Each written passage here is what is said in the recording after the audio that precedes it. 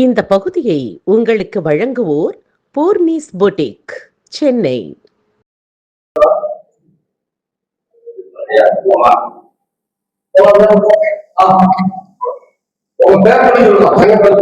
Sir வணக்கம்.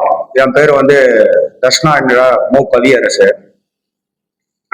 இப்போ பாத்தீங்கன்னா எழும்பூர் 61வது வார்டுல மண்டலம் 5 பெருநகர சென்னை மாநகராட்சி மண்டலம் 5 61வது வார்டுல சாலையோர கடைகளை அகற்றணும்னு சொல்லிட்டு சென்னை பெருநகர மாநகராட்சி ரொம்ப மும்முரம் காட்டி கடந்த ஒரு 15 நாட்களுக்கு முன்னாடி திடீர்னு எந்த அறிவிப்பும் முன் அறிவிப்பு இல்லை. திடீர்னு கடைகளை அகற்றணும் அப்படின்னு சொல்லிட்டு காவல்துறை உதவியோட, மிகுந்த காவல்துறை உதவி, ரொம்ப போஸோட கடைகளை அகற்றணும்னு சொல்லி ரொம்ப கட்டாயப்படுத்தி அங்க இருந்த ஆக்கிரமிப்புலாம் திடீர்னு அகற்றுறாங்க. அப்ப அங்க பாத்தீங்கன்னா ஒரு 5க்கும் மேற்பட்ட பங்கு கடைகள், இது கிட்டத்தட்ட ஒரு 40 ஆண்டு காலமா அங்க செயல்பட்டு வருது. நீதிமன்ற உத்தரவுல ஊனமுற்றோர்கள் அவங்க போய் நீதிமன்றத்தை அன்னைக்கு கமிட்டிலாம் கிடையாது, நீதிமன்றத்தை சாலையோர வியாபாரிகள் நடைபாதை அந்த ஓரம் ஊனமுற்றோர்கள் பங்கு கடை எடுத்து நடத்தி வந்தாங்க. இது நடத்தி வரும்போது மாற்றுத்திறனாளிகள் நடத்தி வந்தாங்க. இந்த இடத்துல இப்ப திடீர்னு மாநகராட்சி அகற்றணும் அப்படின்னு சொன்னதுக்கு நாங்கெல்லாம் போய் வெற்றி நடை சிறுகடை வியாபாரிகள் சங்கம் சார்பா தலைவர் அவர் தலைமையில நாங்க போய் மாநகராட்சி எந்த விஷயமா இதுக்கு உடனடியாக அகற்றணும்ன்றீங்க, பாவம் அவங்க மாற்றுத்திறனாளிகள் அவங்க வாழ்வாதாரம் பாதிக்கப்படுங்க அப்படின்னு சொல்லி கேட்டதுக்கு அவங்க என்ன சொல்றாங்க, மாநகராட்சி ருக்மகாந்தன் என ஒரு வழக்கறிஞர் இந்த நீதிமன்றத்துல வழக்கு போட்டு வியாபாரம் செய்யக்கூடிய பகுதி தடை செய்யப்பட்ட பகுதி ஏன்னா மாநகராட்சி கமிட்டி அமைச்சு தேர்தல் நடத்திட்டாங்க. அது அதனால இந்த இடத்த அவர் நீதிமன்றத்துல உத்தரவு வாங்கியிருக்காரு, உடனடியாக அகற்றணும் அப்படின்னு சொல்லி நெருக்கடி கொடுத்தாங்க. இந்த ருக்மகாந்தன் யாரான்னு பாத்தீங்கன்னா அதே 61வது வார்டுல கடந்த கால ஒரு 2011 திராவிட முன்னேற்ற கழக ஆட்சி நடக்கும்போது காங்கிரஸ் கவுன்சிலர் அவர். அதுக்கப்புறம் இப்ப காங்கிரஸ்ல இருந்து விலகி திராவிட முன்னேற்ற கழகத்துல இருக்காரு. இப்ப கவுன்சிலர் கிடையாது. அவர் கவுன்சிலரா இருக்கும்போது அவர் வார்டுல யார் அவருக்கு ஒத்துழைப்பு வேற ஏதாவது உதவிகள் செய்ய மறுத்தாங்களோ அவங்களெல்லாம் இப்போ அவர் வழக்கறிஞர் ஆனோன்னையும் பெட்டிஷன் போட்டு கோர்ட் மூலியமா துன்புறுத்தி வர்றாரு ஆர்டர் வாங்கி. இப்ப என்னன்னா கோர்ட் ஆர்டர் அவர் வாங்கினது தப்பு இல்லை, இன்னும் கமிட்டியே இடங்கள் சரியா கன்சல்ட் பண்ணாம தடை செய்யப்பட்ட பகுதி வியாபாரம் செய்யக்கூடிய பகுதின்னு சொல்லி போன ஆட்சியில அவசர கோலத்துல பண்ணிட்டாங்க. இப்ப என்னன்னு பாத்தீங்கன்னா அது நிறைய மாற்றக்கூடிய விதத்துல இருக்கு. மாண்புமிகு முதலமைச்சர் அவர்களுக்கு நாங்க கோரிக்கை விடுக்கிறது என்னன்னா, பெருநகர சென்னை மாநகராட்சியில தலையிட்டு இந்த சாலையோர வியாபாரிகள் இந்த கடைகளுக்கு இந்த கடைகள்லாம் கவனத்துல கொண்டு ஏற்கனவே அறிவிக்கப்பட்ட வியாபாரம் செய்யக்கூடிய பகுதி தடை செய்யப்பட்ட பகுதி என்று பட்டியல் இருக்குது. அந்த பட்டியலை மாற்றி அமைக்கணும். அதுக்கு அந்த சம்பந்தப்பட்ட இப்ப நம்ம பெருநகர சென்னை மாநகராட்சி பார்க்குற அமைச்சர் அவர்கள் தலையிட்டு உடனடியா இந்த லிஸ்டுகளை ஒண்ணு பெருநகர மாநகராட்சி தேர்தல் அடுத்த தேர்தல் வர வரைக்குமாவது தள்ளி போடணும். ஏன்னா இவங்க கன்சல்ட் பண்றதுக்கு இல்ல இப்போ அவசர கோலத்துல இதை நடவடிக்கை போன திமுக ஆட்சியில இதை கடை பண்ணிட்டாங்க. மக்களுக்கு எந்த ஒரு இதுவும் இல்லாம கமிட்டி மெம்பரை கூட கேட்கல, கன்சல்ட் பண்ணல, உடனடியா அவசர கோலத்துல பண்ணிட்டாங்க. நிறைய இடத்துல பாத்தீங்கன்னா கொளத்தூர் தொகுதியில பாத்தீங்கன்னா 85 வியாபாரிகள் 45 தெருல வியாபாரமே செய்யக்கூடாது அந்த மாதிரி பண்ணி வச்சிட்டாங்க. அதெல்லாம் முறைப்படுத்தணும். ஏன்னா வியாபாரிகளை கன்சல்ட் பண்ணணும். ஏன்னா இந்த தெரு இப்ப வியாபாரம் செய்யக்கூடிய மக்களுக்கு இடையூறு ஆகுது, போக்குவரத்துக்கு இடையூறு ஆகுது, உங்களுக்கு பக்கத்து தெரு கொடுக்குறோம், நீங்க அந்த இடத்துல நடத்திங்க, உங்களுக்கு இடம் அளந்து கொடுக்குறோம், 6க்கு 4 இடம் கொடுக்குறோம், பங்கு கொடுக்குறோம், அங்க முறையா நடத்துங்க அப்படியாவது சொல்லணும். எந்த ஒரு ஆர்டரும் இல்ல. மத்திய அரசு கொண்டு வந்த சட்டம் கையில இருக்குது மாநகராட்சிக்கு. ஆனா வாழ்வாதாரத்தை மாற்றுத்திறனாளிகள் வாழ்வாதாரத்தை பாதுகாக்கிற எண்ணம் கிடையாது. எங்களுக்கு ஆர்டர் வந்திருக்குங்க நீதிமன்றத்துல இருந்து, எரிக்ஷன் பண்ணணும், உடனடியா பண்ணி ஆகணும் அப்படின்னு சொல்லிட்டு கடற்கன்னு பண்றாங்க. ஆகையினால இப்போ நீங்க பாத்தீங்கன்னா தாந்தியன் சாலையில எழும்பூர் தாய்சேய் மருத்துவமனை இருக்கு. அந்த மருத்துவமனை பாத்தீங்கன்னா ஒரு 5க்கும் மேற்பட்ட பங்க் இருக்கு, ஒரு 10க்கும் மேற்பட்ட தள்ளுவண்டி வியாபாரிகள் இருக்காங்க. இவங்களெல்லாம் உடனடியா அகற்றணும் அப்படின்னு சொல்லிட்டு ஒரு 15 நாள் முன்னாடி அவசர கோலத்துல பண்ணாங்க.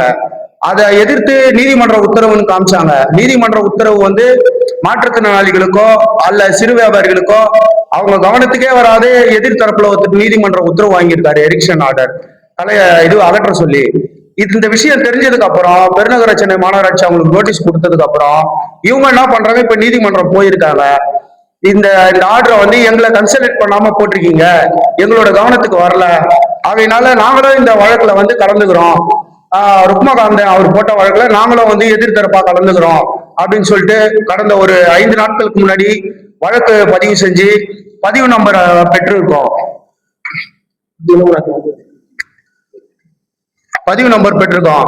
அது பாத்தீங்கன்னா WP 2942/8/2026 வழக்கு எண்ணில் நாங்க சேர்ந்திருக்கோம். யார் சார்பா?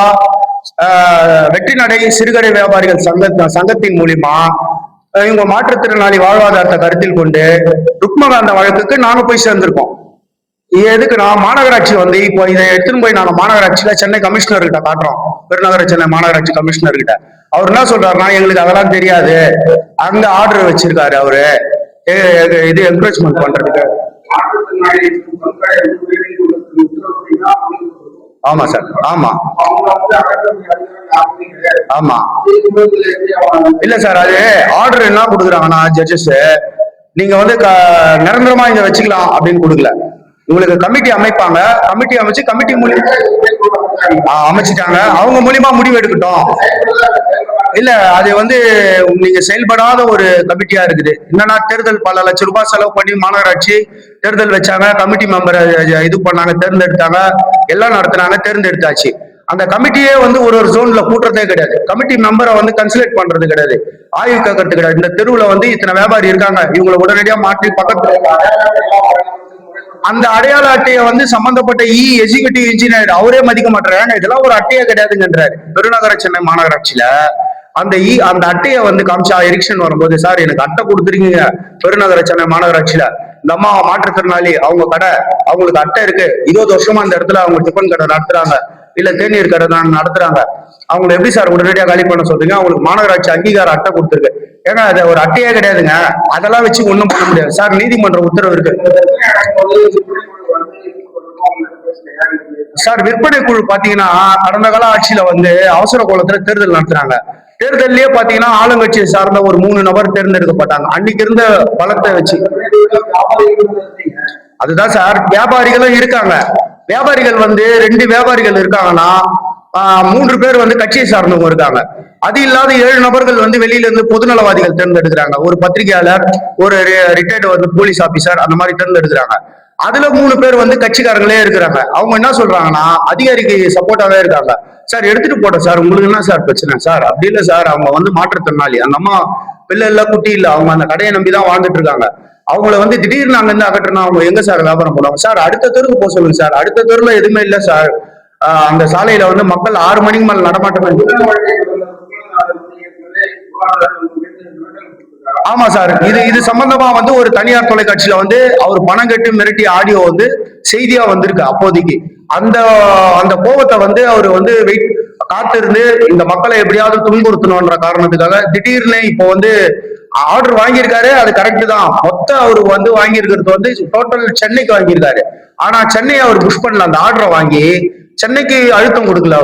அவர் எங்க அழுத்தம் கொடுக்குறாருன்னா, குறிப்பிட்ட 61வது வார்டு எழும்பூர்ல மட்டும் உடனடியா அந்த கடைகளை அகற்றி ஆகணும், நான் தான் ஆர்டர் வாங்கியிருக்கேன் சென்னை முழுக்க அப்படின்னும் போது கமிஷனருக்கு அது அழுத்தமாகுது. பெருநகர சென்னை மாநகராட்சி கமிஷனருக்கு அழுத்தமாகுது. அவர் என்ன சொல்றாரு, இல்லங்க எங்களுக்கு டெய்லி வந்து வாட்ஸ்அப்ல செய்தி போடுறாரு, ஒண்ணுமே பண்ண முடியல, நாங்க எடுத்துதான் ஆகணும். சார் நாங்களும் வந்து நீதிமன்றம் போயிருக்கோம் சார், நம்பர் ஆயிடுச்சு, நாங்க அந்த வழக்கை எடுத்து நாங்க வந்து உள்ள போய் நாங்க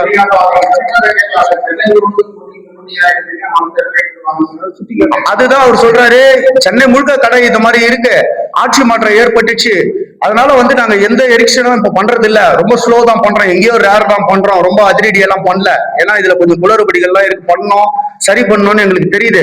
ஆனா என்னன்னா, சம்பந்தப்பட்ட 61வது வார்டில் மட்டும் ருக்மகாந்தன் டெய்லி வந்து அந்த வியாபாரிகள் வியாபாரம் பண்ணும் போது இல்ல வந்து அங்க ஒரு கூட்டம் நிற்கும் போது போட்டோ எடுத்து உடனே எனக்கு அப்டேட் பண்றாரு. நீதிமன்ற உத்தரவு இருக்கு, அதை உன்னால கடைபிடிக்க முடியலாம், நீங்க எதுக்கு கமிஷனர் மாநகராட்சி எதுக்கு செயல்படுது அப்படின்னு சொல்லிட்டு எனக்கே நேரடியா செய்தியா போடுறாரு சார்.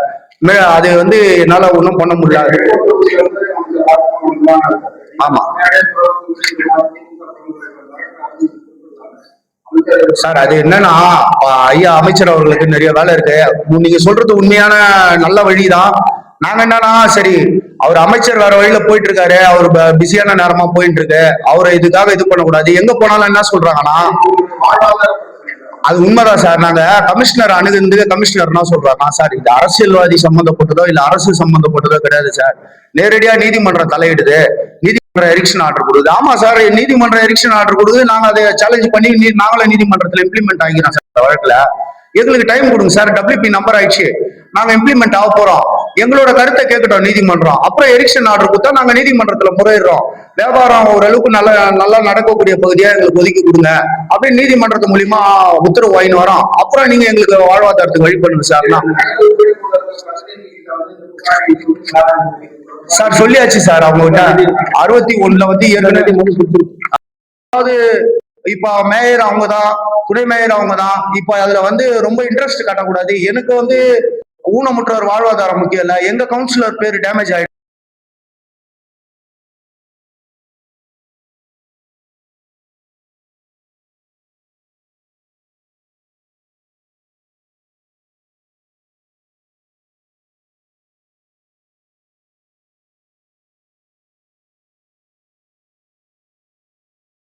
நீதிமன்றத்துல இம்ப்ளிமெண்ட் ஆகிறோம். இப்ப அவர் வந்து நேரடியா வந்து மக்களை எதுவுமே கேட்கல. கேட்டாருன்னா நாங்க அடுத்து வந்து காவல்துறை ஆணையர் அவர்களை அணுகி அவர் மேல புகார் கொடுப்போம். அடுத்து பார் கவுன்சிலையும் புகார் கொடுப்போம், அவர் வழக்கறிஞர் இருக்கிறதுனால. அதனால வந்து இது வரைக்கும் எங்களை கேட்கல. ஏற்கனவே கேட்ட ஆடியோ வீடியோ எல்லாம் இருக்கு, அவர் கவுன்சிலரா இருந்து அதுக்கப்புறம் வந்து அந்த மாதிரி ஆடியோ வீடியோ எல்லாம் இருக்கு.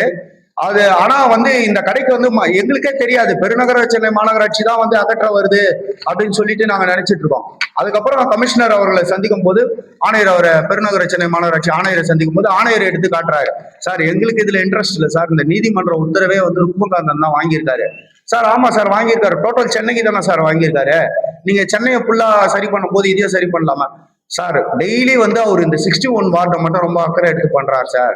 ஏற்கனவே அதுல வந்து மாமன்ற உறுப்பினராக வந்திருக்காரு அவரு, அதனால அதுல ரொம்ப இன்ட்ரெஸ்ட் காட்டுறாரு சார். அவங்களோட வாழ்வாதாரம் என்ன சார், ஒரு நாளைக்கு 700 ரூபா சம்பாதிப்பாங்களா சார், எல்லா பொருளாக வித்தோட லாபம், அதுல என்ன சார் அவங்க பெருசா பண்ணிட போறாங்க? இவ்வளவு கட்டிடங்கள் வந்து பெருநகர சென்னை மாநகராட்சி இடத்துக்கு உட்பட்டு வெளியே வந்திருக்கான், நீதிமன்றம் இடிக்க சொல்லுது, உடனடியா நடவடிக்கை எடுங்கன்னு சொல்லுது, நம்ம தலையிட்டுக்கிறோமா, நடவடிக்கை எடுத்திருக்கோமா? இது வரைக்கும் இல்லை சார் அப்படின்னு சொல்லி கேட்டா அவர் என்ன சொல்றாரு, சார் நீங்க ஒண்ணு இல்ல, வழக்கு எதனா ஒண்ணு போட்டு ஏதாவது ஒரு WP நம்பர் வாங்கிட்டு வாங்கன்னு.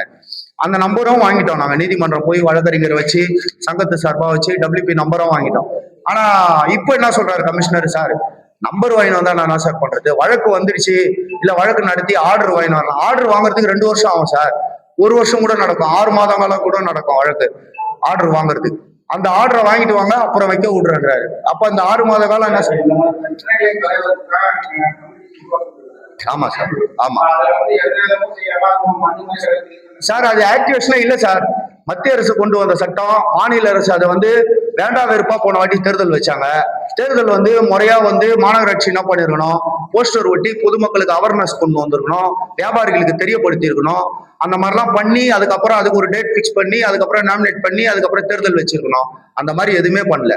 அவசர கோலத்துல நாளைக்கு தேர்தல்லாம் இன்னைக்கு வியாபாரி கிட்ட வந்து சொல்றாங்க, தேர்தலுங்க உங்களுக்கு கார்டு கொடுத்தாங்களா, ஓட்டு போடணும், காலைல வந்துருங்கன்றாங்க. அப்பதான் வியாபாரிகளுக்கு நிறைய பேருக்கு அவேர்னஸ் கொடுத்து, ஓ இப்படி ஒரு தேர்தல் இருக்கா அப்படின்னு மாநகராட்சியில. அது அவசர கோலத்துல எந்த ஜோன்லயுமே பாத்தீங்கன்னா மண்டல அலுவலகத்துல அதை முறைப்படுத்தல இன்னும். வழக்கு சொத்து இருக்கும், வழக்கு சொத்து இருக்கும்.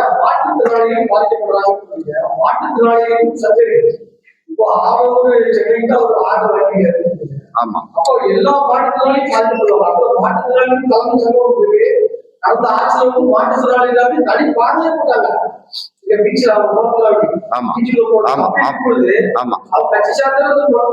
அடுத்து அவங்க தலைமையிலே சொல்லி அந்த மாற்றுத்திறனாளி சட்ட சார்ந்த அணி ஒரு வழக்கு போடலாம்.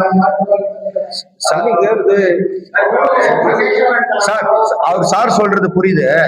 இப்ப என்னன்னா இவங்க ஒரு 5 மாற்றுத்திறனாளி தான் அங்க பங்கு வச்சிட்டு இருக்காங்க. 5 மாற்றுத்திறனாளியும் ஒரு வாட்டிக்கும் அவங்க வந்து ஒரு அப்ராக்சிமெண்டா போற போக்குவரத்து செலவுன்னு பார்த்தா கூட அவங்கள கரெக்ட் சார் அவங்க என்னன்னா இப்ப நீங்க பாத்தீங்கன்னா நீட் தேர்வு நம்ம தமிழ்நாட்டுல தான் பெருசா இது வச்சு அந்த மாதிரி இந்த 61வது வார்டுல இருந்து தான் இந்த மாநகராட்சிக்கே வந்து தலைவலியா இந்த பிரச்சனை தான் தலைவலியா ஆக போகுது. என்னன்னா இப்ப இவங்க வந்து நாளைக்கு வந்து இது சம்பந்தப்பட்ட அமைச்சரை சந்திக்கலாம்னுங்கிறாங்க மனு கொடுத்துட்டு. என்னன்னா நீதிமன்றம் அவர் ஒரு உத்தரவு வாங்குறாரு, நாங்க ஒரு பதில் உத்தரவு வாங்குறோம். மாநகராட்சி என்ன பண்ணோம், 2 உத்தரவு வச்சு அவர்கிட்டயே காட்டலாம், ஏங்க அவங்களும் கோர்ட்ல இம்ப்ளிமெண்ட் ஆகிறாங்க, அது வரைக்கும் நாங்க ஒன்றும் பண்ண முடியாது. அதுதான் சார் மேற்கொண்டு வந்து அவங்க அமைச்சரை சந்திக்கலாம்னு இருக்காங்க, சம்பந்தப்பட்ட துறை அமைச்சரை. இதுல வந்து தாழ்த்தப்பட்ட மக்களும் அங்க வந்து 10க்கும் மேற்பட்ட மக்கள் வந்து தள்ளுவண்டி வியாபாரம் பண்றாங்க. அது துறை அமைச்சரையும் அண்ணா வன்னியரசு அவர்களையும் சந்திச்சு மனு கொடுக்கலான்னு இருக்காங்க. அவர் வந்து சார் இன்னைக்கு வந்து சென்னையில பாத்தீங்கன்னா இன்னமும் வந்து தாட்கோல் லோன் கிடைக்காத, ஒரு கடை வைக்கிறதுக்கு கூட ஒரு தாட்கோல் லோன் வழி இல்லாத வந்த எங்களோட மக்களோட பணத்தை வந்து திருப்பி அமைச்ச கவர்மெண்ட்லாம் இருக்குது. அதனாலதான் வந்து தள்ளு வண்டி கடை போடுறது, ஒரு துணி விற்கிறது, ஒரு ஏதோ ஒரு வாட்ச் கடை ரோட்ல போட்டு விற்கிறது, அந்த மாதிரி வியாபாரங்கள் பண்ணிட்டு இருக்கோம். இதுக்கும் வந்து மாநகராட்சி வந்து பெரிய கட்டிடங்கள்லாம் இன்னமும் மாநகராட்சி இடத்துல அகற்றப்படாத இருக்கு.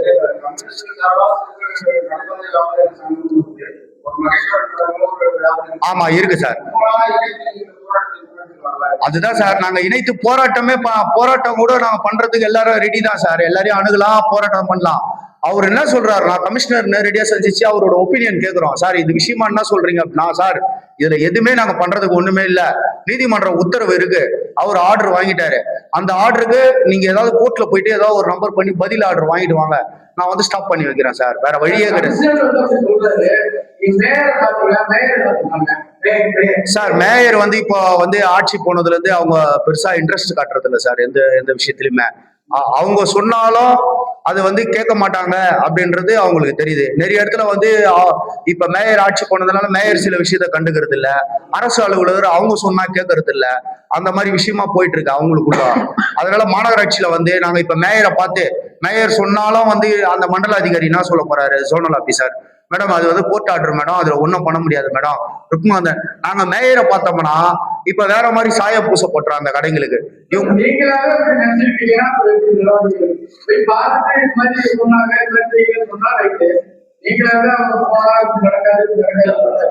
இல்ல சார், அங்க வந்து 2-3 விஷயத்துக்கு போயிருக்கோம் மேயரை பாக்குறதுக்கு. மேயர் என்ன சொல்றாங்க, நீங்க கமிஷனரே பாருங்க, இது கமிஷனருக்கான உள்ள விஷயம், வெண்டிங் கமிட்டில அவரு தான் பாக்குறாரு, அவரு தான் தலைவர் சென்னைக்கு, நான் கிடையாது.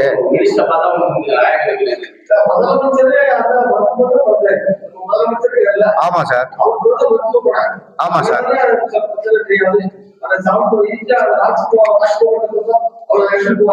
சார் இது என்னன்னா இப்ப அவங்க என்ன நினைக்கிறாங்கன்னா, கரெக்ட் தான் சார், நாங்க அமைச்சரை இன்னைக்கு நாளைக்குள்ள சந்திக்க போறோம், உங்ககிட்ட எதுக்கு வந்து நாங்க வந்து இந்தியாவின் வந்து ஜனநாயக தூண்ல உங்க தூணும் ஒரு பெரிய தூணு, அதனால வந்து உங்ககிட்ட சொன்னா ஏதாவது ஒரு இந்த மக்களுக்கு வந்து ஏதாவது ஒரு விடிவு காலம் பிறக்கும், இது செய்தி ஆச்சுன்னா அரசு அலுவலகங்கள் அரசு துறைக்கு வந்து போய் சேரும் ஈஸியா.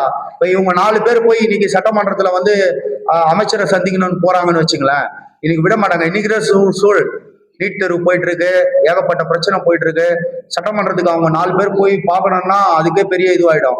உங்க மூலியமா செய்தி வந்தா அவங்களுக்கு ஏதாவது ஒரு வாழ்க்கையில ஒரு மாற்றம் கிடைக்கும்ன்றதுக்காக தான் நாங்க இதை நாடி வந்தோம் பத்திரிகை துறையை. என் பேரு தர்ஷனா என்ற கவியரசு சார்.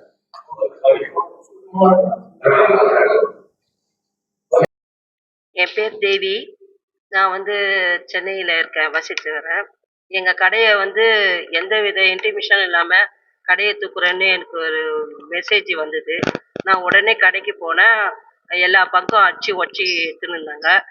நல்ல காலம் எங்க பங்கை எடுக்கல, நான் அதுக்குள்ள போயிட்டேன். நான் என்னன்னு கேட்டதுக்கு இந்த மாதிரி கோர்ட் ஆர்டர் வந்துக்குது, எது இருந்தாலும் நீங்க அங்க போய் பேசிக்கங்கன்னு என்கிட்ட சொன்னாங்க.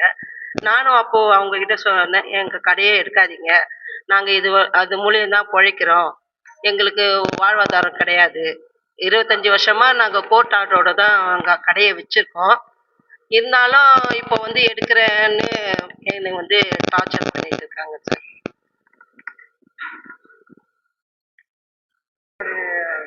ஆயிரம் வழக்குகள் வசிக்கிறோம். நாங்கள் கடை போட்டோம், ஒரு வார்த்தை கூட என்கிட்ட சொல்லாததுனால எங்கள் கடையை வச்சுட்டாங்க. நாங்கள் இப்போ வாழ்வாதாரத்தில் நாங்கள் எங்கே போயிட்டு செய்யறோம், நாங்கள் ரொம்ப கஷ்டமாக இருக்குது. நான் 2 பசங்களை வச்சு ரொம்ப கஷ்டப்படுறேன். அதனால் இப்போ அவங்க எல்லாம் எங்களுக்கு ஒரு இது பண்ணிங்கன்னா எங்களுக்கு கொஞ்சம் இதுவாக இருக்கும்.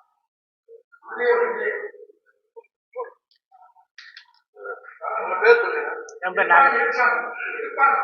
இந்த பகுதியை உங்களுக்கு வழங்கியோர் Sai Sankara Accucare, law of attraction, Chennai Valasaravakkam. இந்த பகுதியை உங்களுக்கு வழங்கியோர் ஹசீனா மேக் ஓவர் அண்ட் ஆரிவர், ராமநாதபுரம்.